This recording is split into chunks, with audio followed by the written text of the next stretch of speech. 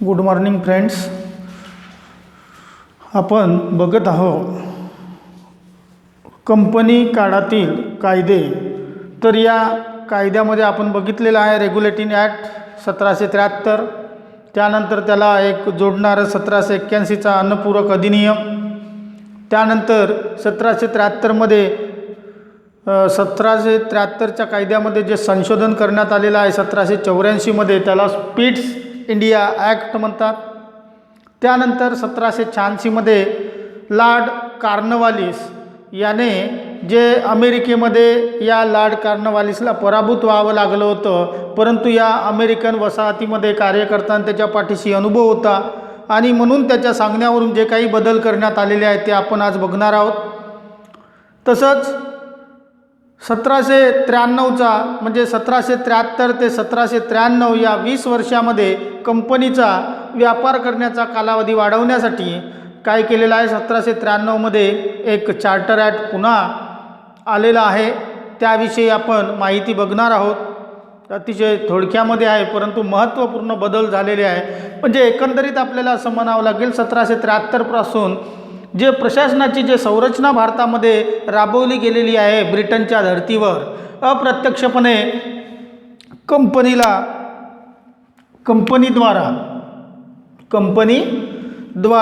कंपनीद्वारा British पार्लमेंटने काय केलेलं आहे, भारतावरती सत्ता किंवा आपली जे प्रशासन आहे ते राबवलेलं आहे. त्याचा जो डायग्राम आहे तो मी काढतो इथे. जसं ब्रिटिशांचा प्रमुख कोण होता, राजा किंवा राणी. त्यानंतर ब्रिटिश संसद. कोणती संसद, ब्रिटिश संसद. याचे हे कशावरती नियंत्रण ठेवायचे, कोर्ट ऑफ डायरेक्टर, शब्द लक्षात घ्या, कोर्ट ऑफ डायरेक्टर आणि बोर्ड ऑफ कंट्रोल या दोन मंडळाच्या द्वारे हे काय करायचे, हे दोन मंडळ कोणावरती नियंत्रण ठेवायचे, कंपनीवरती. कोणावरती, कंपनीवरती नियंत्रण ठेवायचे. आणि कंपनी ही भारतातलं प्रशासन चालवायची. याच्यामध्ये होतं व्यापारी कार्य. लक्षात ठेवा, हा डायग्राम समोर चालून तुम्हाला अतिशय हे व्यापारी कार्य होते. तर याच्याकडे होते राजनीतिक कार्य. कोणते कार्य, राजनीतिक कार्य. आता हा जो मतळा आहे किंवा हा डायग्राम आहे, हा डायग्राम तुम्ही नेहमी म्हणजे लक्षात ठेवा. याच्यामध्ये कसं प्रमाणात बदल झालेले होते की जे कंपनी भारतामध्ये जे प्रशासन चालवत होती, गव्हर्नर जनरल आणि त्याची परिषद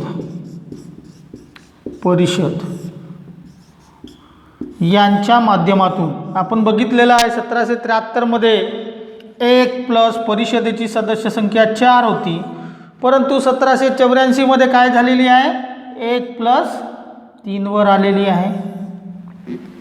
याही पुढे जाऊन 1786मध्ये या म्हणजे परिषदेचे निर्णय रद्द करण्याचा अधिकार गजला मिळालेला आहे. त्यावर आपण चर्चा करणारच आहोत. तर हा डायग्राम लक्षात ठेवा आणि या डायग्रामच्या आधारे तुम्ही काय करा, म्हणजे प्रत्येक जो कायदा आहे 1793 असेल, 1813 असेल, 1833 असेल, शेवटी 1853 असेल, म्हणजे या दरम्यान कोणकोणते बदल झालेले आहेत हे डायग्रामच्या आधारे. परंतु जे मूळ जे संरचना होती 1773 पासून हळूहळू याच्यामध्ये काय झालेलं आहे, बदल होत गेलेला आहे. तर आपण आज बघणार आहोत 1786चा अनुपूरक अधिनियम. 1786चा अधिनियम. आता हा कशासाठी ब्रिटिश पार्लमेंटने घोषित केलेला आहे, कारण एक नाव आहे ज्याचं नाव लॉर्ड कॉर्नवालिस. नाव लक्षात ठेवा, लॉर्ड कॉर्नवालिस याने 1781मध्ये ब्रिटिश अमेरिकन सैनिकापुढे काय पत्करलेली होती, शरणागती पत्करलेली होती. कोण्या ठिकाणी? यॉर्क टाउन, नाव लक्षात ठेवा, यॉर्क टाउन इथे शरणागती पत्करलेली होती.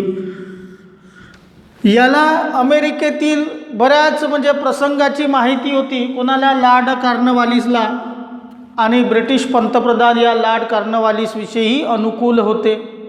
आता बघा झालं काय की हा लॉर्ड कॉर्नवालिसला अनुभव असल्यामुळे याची नियुक्ती कुठे करण्यात आलेली आहे? या भारतामध्ये. आणि 1786ला याला गव्हर्नर जनरल म्हणून घोषित केलेला आहे. कुठला गव्हर्नर जनरल? बंगालचा गव्हर्नर जनरल म्हणून घोषित करण्यात आलेला आहे.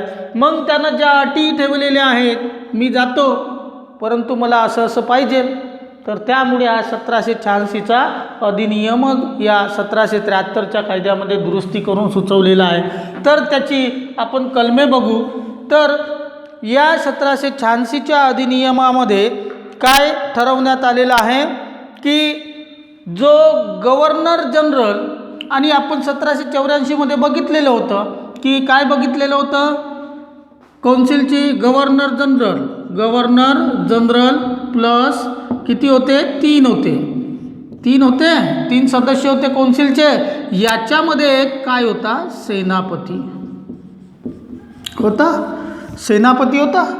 तर हा सेनापती आणि गव्हर्नर जनरल, बघा लक्षात घ्या, सेनापती आणि गव्हर्नर जनरल यांचं काय मिलन झालं पाहिजे. म्हणजे जो गव्हर्नर जनरल आहे तोच काय असला पाहिजे? सेनापती असला पाहिजे. हे कोणाचं म्हणणं होतं? लॉर्ड कॉर्नवालिसचं. लक्षात घ्या, 1786च्या अधिनियमामुळे गव्हर्नर जनरल हाच सेनापती असला पाहिजे. काय असला पाहिजे? सेनापती असला पाहिजे. दोन्ही कार्य एकाकडे गजकडे आले पाहिजे. दुसरं जे होतं, दुसरी जे तरतूद होती याची की जे गव्हर्नर जनरलची परिषद आहे, कोणती? गव्हर्नर जनरलची परिषद, याचे जे निर्णय असायचे ते खारिज करून स्वतःचे निर्णय लादण्याचा अधिकार कुणाला मिळालेला आहे?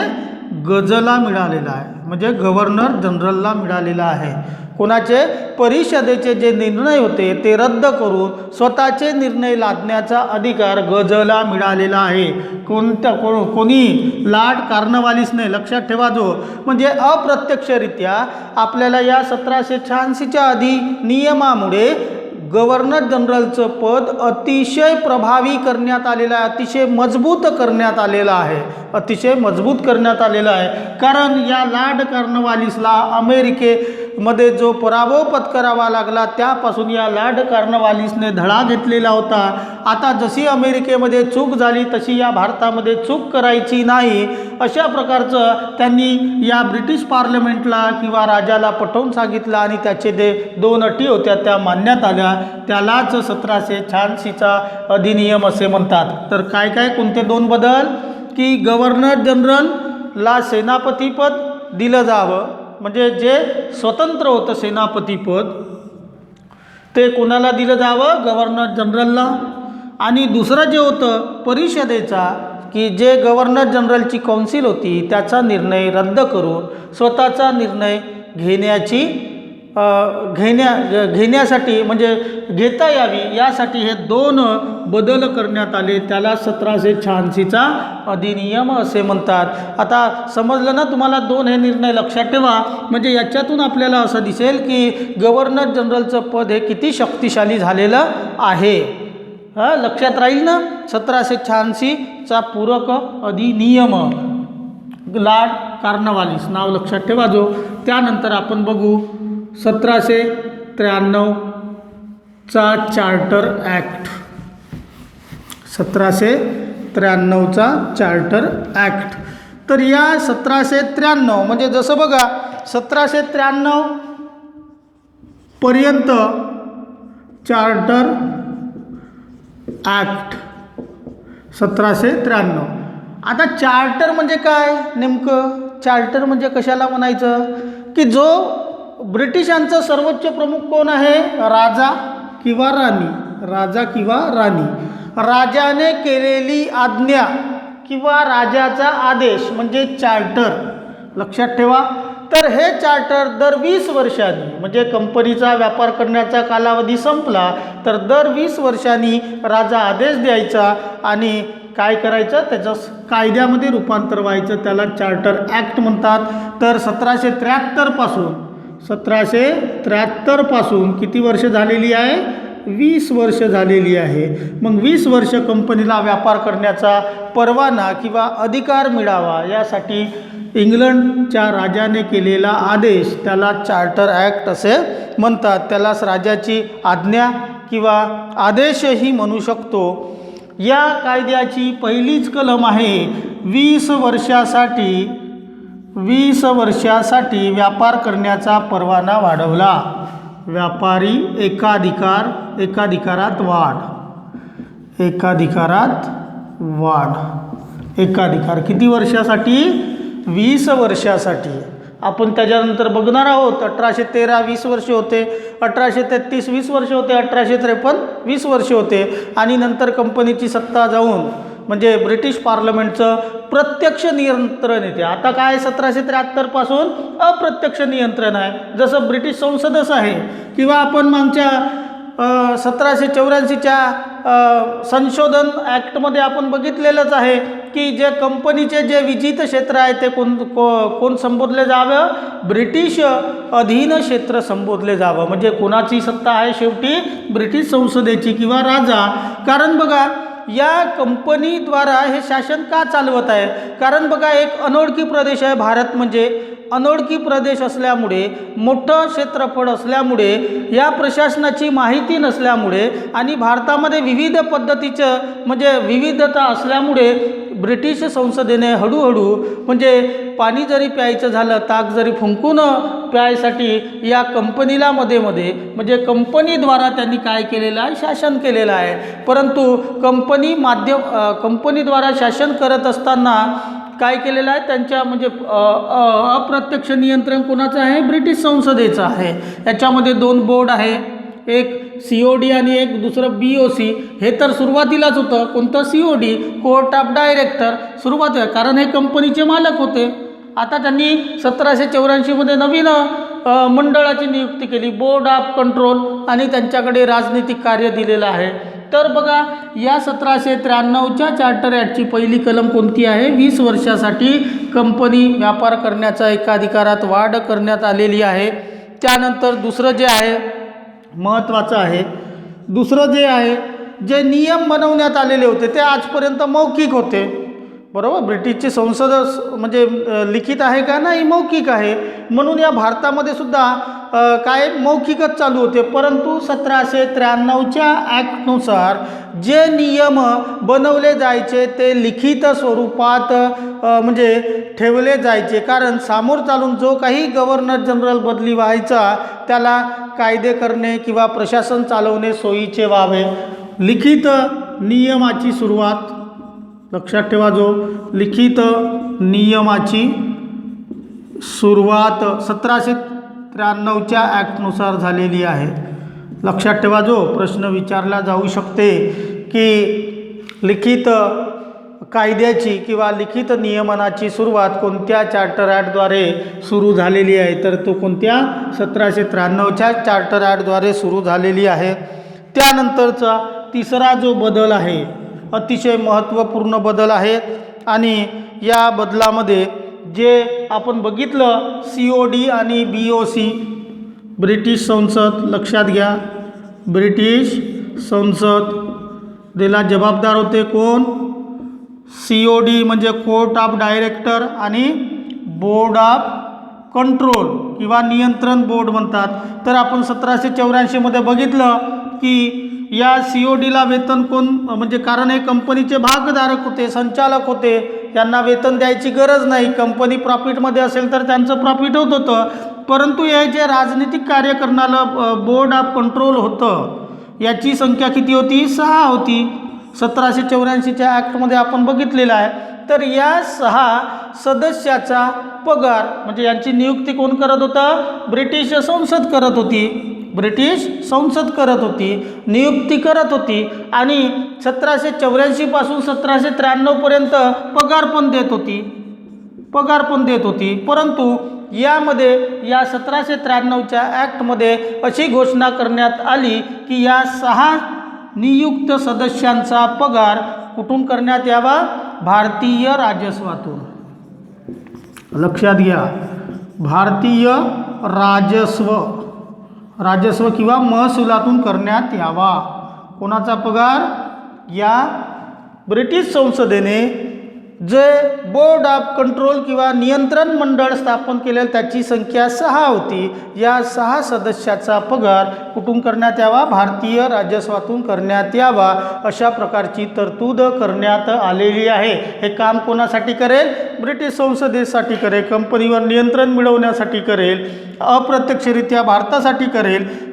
म्हणून याचा पगार भारतीय राजस्वातून करण्यात यावा. अशा प्रकारच्या तरतुदी या 1793च्या चार्टर ॲक्टमध्ये आहे. पहिले कोणतं आहे? 20 वर्षासाठी व्यापारी एकाधिकार वाढवण्यात आला. दुसरं जे आहे, लिखित नियमाची सुरुवात करण्यात आलेली आहे. आणि तिसरं जे आहे, जे ब्रिटिश संसदेद्वारा नियुक्त राजनीतिक कार्य करण्यासाठी बोर्ड ऑफ कंट्रोलच्या सदस्याचा पगार कोणाच्या तिजोरीतून करण्यात यावा? भारताच्या तिजोरीतून करण्यात यावा. अशा प्रकारची तरतूद या कायद्यानं झालेली आहे. तर आपण बघितलं 1786चे दोन निर्णय, लॉर्ड कॉर्नवालिसचे आणि हे या 1793चे तीन निर्णय लक्षात ठेवा. यावरती नक्कीच प्रश्न राहतो, कारण लिखित नियमनाची सुरुवात 1793च्या चार्टर ॲक्टपासून झाली आणि जो पगार या बोर्ड ऑफ कंट्रोलच्या सदस्यांना ब्रिटिश संसद 1784 पासून देत होती, याची स्थापना कधी झालेली आहे? बोर्ड ऑफ कंट्रोलची 1784 मध्ये स्थापना झालेली आहे. तर यांच्याकडे कोणतं कार्य होतं? राजनैतिक कार्य. या 1784 ते 1793 पर्यंत यांचा पगार कोण देत होता? ब्रिटिश संसद देत होती, कारण नियुक्ती तेच करत होती. परंतु या 1793च्या चार्टर ॲक्टनुसार या 6 सदस्याचा पगार कुठून दिला जायचा? भारतीय राजस्वातून देण्यात येईल. अशा प्रकारची तरतूद या चार्टर ॲक्टद्वारे करण्यात आली. आता आपण यानंतरच्या लेक्चरमध्ये आपण 1813चा चार्टर ॲक्ट अतिशय महत्त्वाचा आहे. त्यामध्ये अनेक बदल झालेली आहे. शिक्षणासाठी 1 लाख रुपयाची तरतूदही झालेली आहे आणि जे ख्रिश्चन मिशनरी आहे यांना भारतात येण्यासाठी मार्ग खुला झालेला आहे. ते इंग्लंडचे जे काही ख्रिश्चन मिशनरी होते ते भारतात येण्याची सुरुवात या 1813च्या चार्टर ॲक्टपासून झालेली आहे. तो चार्टर ॲक्ट आपण उद्याला पुढच्या लेक्चरमध्ये बघू. धन्यवाद.